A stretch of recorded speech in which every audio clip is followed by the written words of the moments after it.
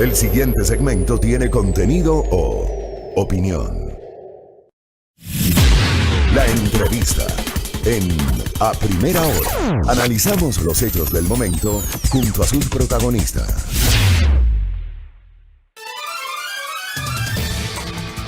Muy bien, 8 de la mañana con 1 minuto. Saludos a la doctora María Eugenia Molina. Me dice que está lloviendo en la parte norte, por el sector de la Avenida de la Prensa. Llueve y hace bastante frío.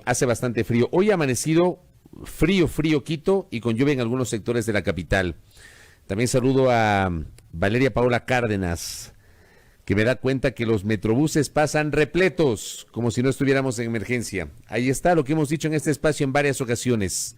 Esta suerte de relajamiento que tenemos en el Ecuador, lamentablemente. Y aquí en Quito, todo lo que se ganó durante 12, 13 semanas, esta es la semana 14, se está perdiendo porque lamentablemente no se está respetando el distanciamiento por parte de muchos ciudadanos. Bueno, ¿qué va a pasar hoy en la Asamblea Nacional? Yo les decía en el comentario al inicio de este espacio de noticias que hoy, esta tarde, la Asamblea a las 16:30 tiene dos temas que, si bien es cierto, son diferentes desde el punto de vista político, yo sí los asocio. El conocimiento del veto parcial del Ejecutivo a la Ley de Apoyo Humanitario, eso se resuelve con votos.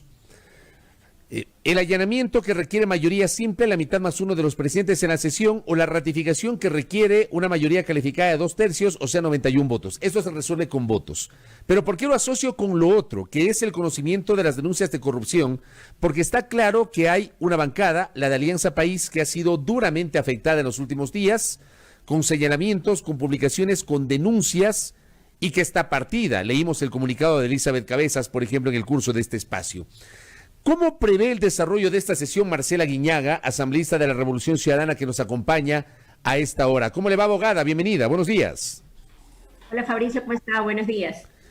Bueno, le cuento que luego de haber pasado varias sesiones en continuación, finalmente el presidente de la Asamblea decidió poner hoy día sesión nueva. Y dentro de la sesión nueva pone, por supuesto, el veto a la ley humanitaria, que como usted se da cuenta, de urgente parece ser que no tenía ninguna de esas características, porque la Presidencia de la República, el Ejecutivo, se tomó todo el tiempo para presentar el veto, es decir, casi que al vencer el plazo para hacerlo, lo realizó.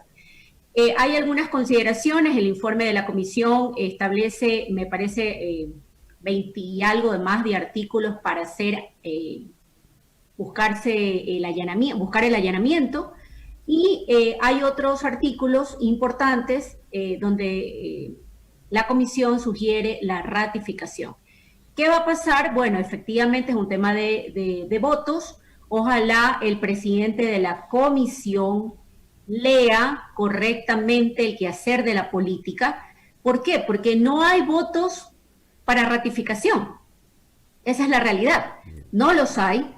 Por lo tanto, pasarían los textos vetados por el presidente. Una de las graves preocupaciones que tiene nuestra bancada es la interpretación equivocada y que será pues mucho más perniciosa contra los derechos de los trabajadores al artículo 169 del Código de Trabajo, cuando se interpreta la aplicación de fuerza mayor para la terminación de relaciones laborales. Así que esto creemos que el texto aprobado por la Asamblea es muchísimo mejor, es más claro, defiende de alguna forma de manera más pertinente los intereses de los trabajadores, en una suerte de que cuando sus relaciones laborales sean terminadas, bueno, deban ser sujetos a indemnizaciones. Lamentablemente el texto de la presidencia no es así, así que por eso digo, ojalá escuche el presidente de la comisión y ponga este artículo por cuerda separada, porque ese artículo creo que sí tendría los 91 votos para ratificarse en el texto. Eso querría decir, por ejemplo, si me permite, en ese artículo, aunque ustedes no votaron por la aprobación de la ley del texto original, ustedes irían por el mal menor, que sería ratificarse en el texto original, aunque no votaron por ese texto original. Absolutamente, absolutamente, nos iríamos por esa línea. Los 31 votos de la Revolución Ciudadana apoyarían, a pesar de que no votamos por la ley, apoyaríamos ese artículo específicamente ese artículo porque el texto es menos, insisto, perjudicial para los trabajadores, el texto aprobado por la Asamblea versus el texto que remite el Ejecutivo. Por lo tanto, en ese caso le pedimos al presidente Albornoz, entiendo que no está contestando los teléfonos, que no está escuchando a diferentes legisladores, no quiere poner por cuerda separada ese artículo, y bueno, porque es una lógica de decir, o me votan por esto o me votan por todo el paquete de ratificación, así de simple. Creemos que es indispensable en este caso velar por los intereses de los trabajadores, que es lo prioritario, versus otros artículos, así que esperamos que pueda ponerlo por cuerda separada para poder votar. Ese sería, perdón que me interrumpa, ese sería el único artículo por el cual ustedes podrían consignar los votos de la bancada de la Revolución. Ese, y me parece también el relacionado a que no haya aumento en las tarifas de los servicios básicos un año, no como aprobó el texto de la Asamblea y no por 6 meses, porque mire usted, a pesar de que hay ley, a pesar de que se está diciendo que no se suban las tarifas, hoy tenemos reclamos generalizados de incrementos de tarifas de la luz eléctrica, sobre todo en la costa ecuatoriana, y entiendo también que ya aquí en la sierra. Así que me parece importante también que sería otro de los artículos que podría ratificarse. En el caso de los allanamientos, la posición de nuestra bancada es que será de abstención. Nosotros no votaremos por los allanamientos porque creemos que esta ley sigue siendo perjudicial a los intereses de la clase trabajadora, de la clase media del Ecuador, y que no abona a resolver los problemas graves de falta de liquidez de las familias en estos momentos. Correcto. Ahí entonces tenemos la postura de lo que podría ocurrir. Si es que, digamos, no hay esta suerte de flexibilidad del presidente de la comisión, porque en el informe, en la parte de la recomendación del informe el informe no vinculante para conocimiento del Pleno, hay unos artículos que sugiere la comisión allanamiento, hay otros artículos que sugiere ratificación. Me parece que en el 18 no hubo resolución y eso deberá, resolver el Pleno de la Asamblea Nacional. Pero si se mantiene esta votación en paquete, ustedes no se van a sumar. No nos sumaríamos. Hasta ahora esta es nuestra posición. Insisto, en el transcurso del día seguiremos revisando nuestra posición en torno a las conversaciones que tengamos con otras bancadas. Ojalá, en honor, insisto, por el interés general de los trabajadores del país, el articulado que presenta el Ejecutivo en el veto en torno a la aplicación de la figura de fuerza mayor deja en absoluta indefensión a los trabajadores de la patria. Porque utiliza el verbo cuando estén imposibilitados de trabajar, o sea, cualquier cosa se puede determinar a través de esa figura. Así que creemos que, ojalá, insisto, el presidente de la comisión escuche, se ponga la camiseta del pueblo ecuatoriano, no necesariamente de los intereses del oficialismo, y pueda poner por cuerda separada ese artículo para votar. Así que, insisto, hasta ahora nuestra posición es la que ya le acabo de mencionar, y que veremos en el transcurso del día cómo van las conversaciones con otras fuerzas políticas. Correcto, pero yo en la primera pregunta, o digamos en el comentario precedente o de introducción a esta entrevista con Marcela Guiñaga, yo, digamos, hacía también un brevísimo análisis político, porque asocio el tema del veto con y permítame utilizar el término, abogada, el desbarajuste que hoy enfrenta la Asamblea Nacional, porque sin mayoría incluso hay bancadas que están partidas, como la propia bancada de la Alianza País, por los temas asociados a las denuncias de corrupción. ¿Qué va a pasar con la Asamblea Nacional, abogada? Bueno, yo creo que la Asamblea Nacional está en su peor momento, no solamente de credibilidad institucional, sino del quehacer propio de la política. O sea, hoy la política está manchada con todas estas denuncias. Requieren ser investigadas en honor a poder tener, equilibrio a través de las funciones del Estado en un sistema democrático. Me parece que eso es indispensable. Me apena ciertamente que no tengamos un presidente de la Asamblea que ejerza la vocería y el respeto a la institucionalidad, que salga a decir que estos actos son repudiables, que salga a decir que se investigará, que salga a decir que será cooperador, colaborador de la justicia para que se determinen si hay actos reñidos contra la ley, contra la moral, realizados por los legisladores. Pero mire, tenemos un presidente que en vez de salir a dar algún pronunciamiento, nadie dice nada. a nombre de la Asamblea Nacional. Hay un silencio absoluto. Y lo segundo, también actos bochornosos que han sido parte, digamos, de cierto legislador a través de esta forma hoy telemática que nos comunicamos. Por lo menos el presidente de la Asamblea debía hacer un llamado institucional a los legisladores a comportarse como, digamos, como deben comportarse. O sea, por lo menos que apaguen la cámara, ¿no? O sea, por lo menos decirle, mire, ¿sabe qué? Tome un curso medianamente básico de 3 minutos de cómo se prende y se apaga la cámara. Yo creo que puede pasar que uno esté distraído y el micrófono le quede abierto y lo demás, pero es que no comprende que a pesar de que esté conectado por vía telemática, está en el Pleno de la Asamblea Nacional. Por eso creo, Fabricio, que es indispensable que en el mes de julio, ya una vez que un poco se controle también los altos contagios en la ciudad de Quito, es indispensable que opere físicamente la Asamblea Nacional. El desprestigio, el debilitamiento del rol de la Asamblea, pregunto yo, ¿cómo no van a estar molestos los ciudadanos? Ahora, el tema, por ejemplo, del asambleísta o de los asambleístas, porque ya ha pasado, cuando recién empezó el tema de las transmisiones de telemáticas, hubo un asambleísta que se le vio ahí a lo lejos cambiándose la ropa, hubo otro asambleísta que estaba ahí siguiendo la sesión y me imagino yo que su pareja estaba con los pies encima del escritorio, hubo este otro asambleísta que tuvo este episodio el último fin de semana que ha sido muy comentado y que lo han asociado con una marca de un desodorante. Bueno, digamos que eso, abogada, si bien es cierto, molesta porque le molesta a la opinión pública, termina siendo lo menos importante. Lo importante realmente es la situación de los asambleístas por su supuesta relación con actos de corrupción o con una suerte de reparto, como se ha mencionado. Yo le pregunto a usted, ¿hay evidencias de que efectivamente ha existido reparto de cuotas de poder a favor de legisladores? Bueno, yo creo que usted lo dice con claridad, ¿no? Esto es lo más importante, indudablemente, pero sí, esos actos que son, digamos, que generan videos viralizados en las redes sociales y generan reparo al comportamiento de los legisladores. O sea, tampoco no es menor.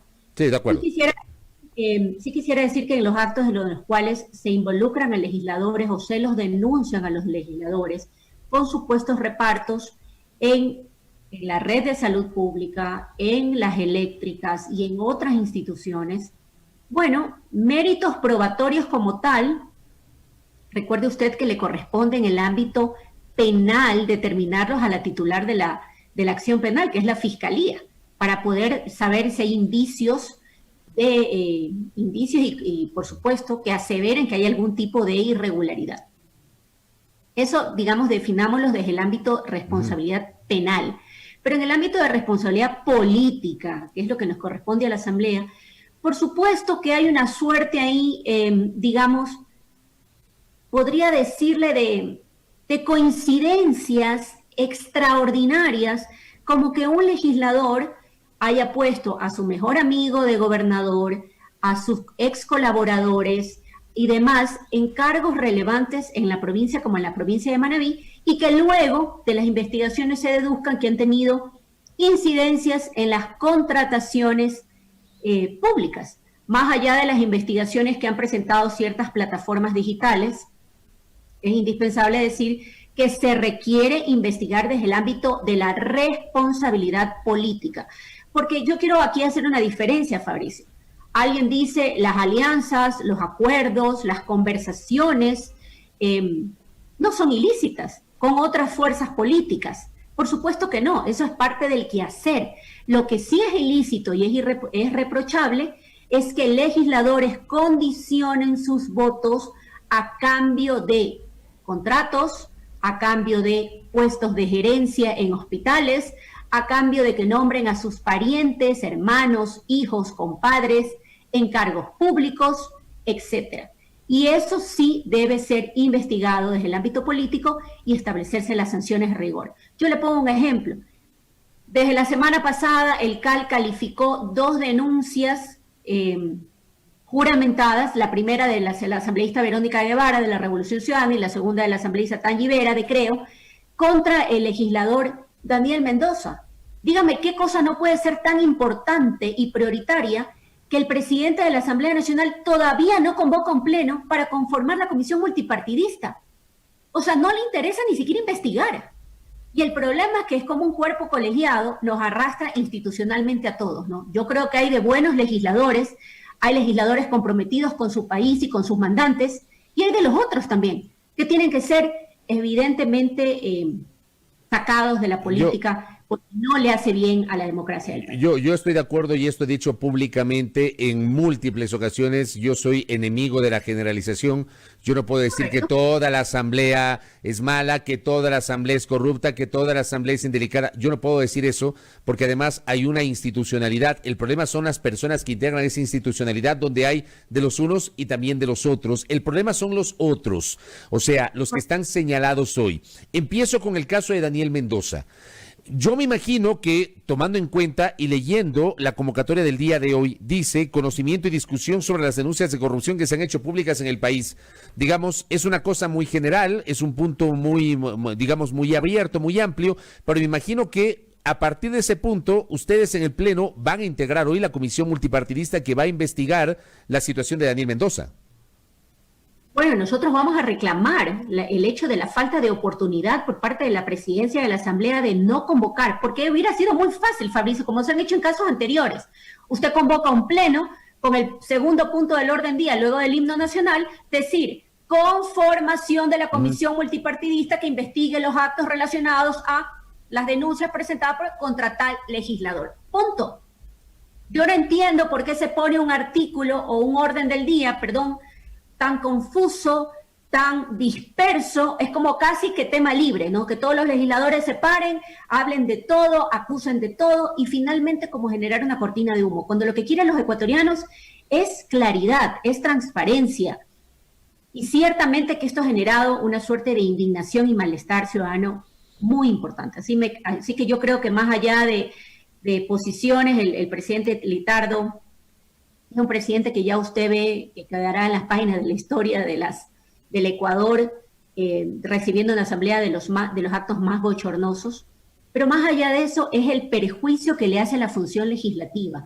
Nosotros estamos pronto por irnos, ya seremos relevados, pero necesitamos que la gente decente, la gente que le apuesta a este país, la gente que quiere construir todos los días en este país, la gente que le quiere dejar algo a sus hijos, a los que están viniendo, bueno, se involucran en política. Esos deben ser los nuevos legisladores.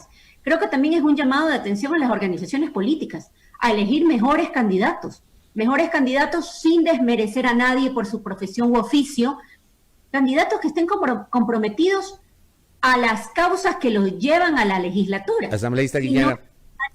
A lo que hoy sucede con intereses particulares. Correcto. Asambleísta Guiñaga, entonces, insisto, es una convocatoria, digamos, un punto abierto, es verdad, no hubo específicamente el tema de Mendoza, pero yo creo que, me imagino que la Asamblea conformará esta comisión multipartidista. Digamos que eso ocurre. ¿Qué más debería analizar la Asamblea? Porque yo le decía, tenemos estas publicaciones. Yo he sido muy crítico respecto de la forma como la Fiscalía inicia determinadas investigaciones. O sea, hay investigaciones que publican los medios o que publican portales de investigación o que publican tuiteros y se convierten en noticia criminis para investigaciones por parte de la Fiscalía. Hay otras que ni siquiera las toman en cuenta. Sobre el tema de los asambleístas, hay varias publicaciones de medios de comunicación tradicionales, de portales de internet, de periodistas de investigación sobre el tema de los asambleístas. Sobre eso, en cambio, ¿qué debería ocurrir? ¿Cómo debería actuar el día de hoy la Asamblea Nacional, abogada Guiñaga? Bueno, debería discutirse varios temas. Primero, hay más de 30 legisladores que tienen investigaciones. Como usted sabe, investigaciones no son procesos todavía, son sujetos de investigación en torno no solamente a plataformas digitales, a lo que han denunciado a plataformas, sino a temas anteriores, como por ejemplo casos de diezmos que han sido denunciados. Están las denunciantes que han puesto y han hecho su reconocimiento de firma, en el caso de algunos legisladores. Hay otros legisladores que tienen, me parece, indicios de responsabilidad penal de enriquecimiento no justificado. También hay, hay de toda variedad de denuncias, pero más allá de eso, la legislatura sí tiene que hacerle frente a este tipo de denuncias, a la denuncia, en segundo lugar, a los repartos que habrían supuestamente, al caso del señor Daniel Mendoza y la conformación de la comisión multipartidista, y por último, Y me parece que usted lo ha dicho con claridad. Hay casos donde los influencers, como hoy se llaman así, tienen mucha voz y son escuchados por la Fiscalía. Hay otros que no. Nosotros creemos que es indispensable investigar lo relacionado en el ámbito político con el tema de la consulta y su financiamiento también. Eso nos parece que es relevante porque evidentemente ahí hay o al parecer habría una mala utilización de fondos públicos en el financiamiento de la consulta popular. Son algunos de los elementos que yo creo que van a presentarse en este punto, con lo cual usted verá que va a ser un debate desordenado, será un debate, espero que tenga algún resultado, porque creo que la lógica del presidente de la Asamblea es que no pase nada en ese punto, por eso lo puso de esa manera. Insisto, nosotros exigiremos la conformación de la comisión multipartidista, esto no puede esperar más, tiene que darse paso, y por supuesto respetando, digamos, el procedimiento, pedir las declaraciones dentro de esa investigación del asambleísta Mendoza, cómo llegó a tener tanto poder en la provincia de Manabí. Mire usted que en la provincia de Manabí él lo conocen como el nuevo Bustamante, así le dicen. Refiriéndose al ingeniero Simón Bustamante Vera, me imagino, ¿no? Que fue diputado de la República varias veces. El PSC. Claro, del Partido Social Cristiano. Presidente de la Comisión de Presupuesto en varios años en el Congreso, ¿ah? Exactamente, y que fue muy poderoso y que se decía que nada se movía en la provincia si no era con la anuencia de él. Ahora resulta que el nuevo Bustamante, así le dicen, por eso es que yo le digo, así me han dicho amigos y compañeros manavitas, ha sido el señor Mendoza. ¿Quién le dio el poder al señor Mendoza? Oiga, ¿Quién le abrió la pero le cuento algo, ¿ah? Los manavitas o en Manabí hay políticos que han tenido una tradición de dirigir las comisiones de presupuesto del Congreso Nacional en su momento, y le doy 3 nombres, o al menos 2 que presidieron las comisiones: Simón Bustamante del Partido Social Cristiano y en su momento Jaime Estrada, que fue de la Democracia Popular, y además en esa comisión de presupuesto durante varios años estuvo Clemente Vázquez, que también fue diputado social cristiano por la provincia de Manabí. Digo, para más o menos, a propósito de que menciona al ingeniero Bustamante, destacar esos aspectos, abogada. Claro, pero bueno, en todo caso, lo que le decía que también es otra cosa que debe ser muy importante dentro de este debate, es la posibilidad de una nueva conformación de la comisión de fiscalización, una comisión, digamos, desacreditada, una comisión donde varios de sus miembros están hoy mismo investigados o denunciados. Me parece que es sumamente grave y debería también discutirse en este punto. Pero se puede hacer eso, abogada. A ver, de esto ya se discutió, me parece, cuando fue destituido José Serrano en el 2018, eligieron a la economista Elizabeth Cabezas presidenta. Yo me acuerdo que ya se estaba hablando sobre la posibilidad de reestructurar las comisiones. El tema es que en la Ley Orgánica de la Función Legislativa no establece ningún tipo de alternativa para reorganizar en la mitad del periodo, o sea, dentro de los 2 años para los cuales se integran las comisiones, no hay ninguna alternativa para reorganizar las comisiones. No hay ninguna alternativa, usted lo tiene claro, así es, la norma no lo dispone, pero ciertamente tiene que darse la discusión. Tiene que darse la discusión. Eso sí, pero cuidado, me va a decir que como dijo el ministro de Economía y Finanzas en algún momento, ¿no? Que la realidad superó la legalidad.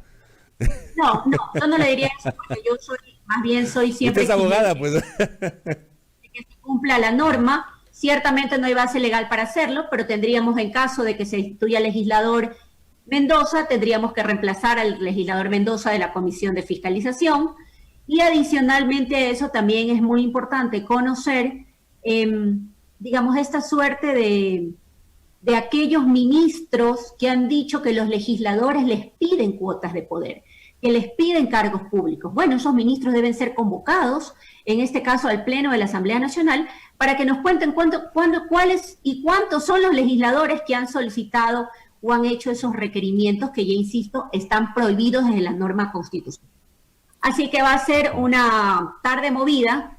Espero que tenga los resultados que espera la ciudadanía, que haya nivel de transparencia y, por supuesto, que lleguemos finalmente a la posibilidad de una depuración en la Asamblea de ser del caso. Eso me parece que es importantísimo, más allá de quiénes somos legisladores ahora. Vea, yo le voy a decir una cosa, y esto también relaté en el inicio de este espacio. A mí el periodismo me ha dado la oportunidad, y por eso, digamos, algo conozco de los temas legislativos. El periodismo me ha dado la oportunidad de seguir los temas legislativos desde hace 25 años. Tengo casi 28 años en el periodismo, 25 cubriendo o al menos estando cerca de los temas del periodismo legislativo, del periodismo parlamentario. Vea, desde que me acuerdo, se ha utilizado esta palabrita llamada autodepuración. Y, digamos, por lo general, en los pasajes de la historia legislativa y política de este país, esa autodepuración termina siendo parcial, solamente para contentar a la opinión pública. Eso pasó en este periodo, contentaron a la opinión pública con la destitución de Norma Vallejo y pare de contar. Se olvidaron del tema de los diezmos. Créame, y yo le traslado este comentario de modo personal, es apenas una opinión de quien le habla. Yo dudo mucho que la Asamblea en este momento esté, digamos, con la intención de generar una autodepuración. No sé cómo le ve usted. Bueno, sí, yo también tengo mis dudas, pero no quiero decir que no podemos dejar de hacerlo, de decirlo. Es importante que eso el pueblo ecuatoriano finalmente se dé cuenta quién defiende a quién hace espíritu de cuerpo en esta lógica de una asamblea muy venida a menos. Yo creo que no solamente esta asamblea ha sido manchada y enlodada por supuestos actos de corrupción, por comportamientos deplorables de legisladores, sino también por la mediocridad del debate legislativo y la participación de los legisladores. Eso es indispensable. Por eso es que los ciudadanos dicen o son vagos, ganan mucho, hacen poco y no creen y no entienden para qué tienes que tener una función legislativa. Me parece que eso es gravísimo, Fabricio. Y es ahí donde tenemos que poner el punto neurálgico de la discusión en torno a lo que va a pasar hoy. Sí, yo creo que como usted no tengo muchas esperanzas de que suceda cosas importantísimas, pero en el caso específico comencemos por el caso no solamente de los que están hoy denunciados por diezmos, sino también por el caso del asambleísta Mendoza, donde parecería ser que hay más de un indicio de convicción que lo responsabilizaría en el cometimiento de delitos como peculado, como delincuencia organizada, entre otros. Así que me parece que es importante comenzar por ahí, a pesar de que haya sido absolutamente mediática la noticia. Correcto. Abogada, gracias por el tiempo. Digamos, la reunión de la tarde es muy tarde para mi gusto. Vamos a ver cuánto avanzan, porque convocaron para las 4:30 de la tarde. Vamos a ver cuánto avanzan, pero será sin duda una sesión clave la de esta tarde. Gracias, abogada, por el tiempo. Que tenga un buen día. Buen día, gracias. Gracias. Marcela Aguiñaga Vallejo, asambleísta de la Revolución Ciudadana, con su visión en torno a lo que está ocurriendo en la Asamblea Nacional. 8:29.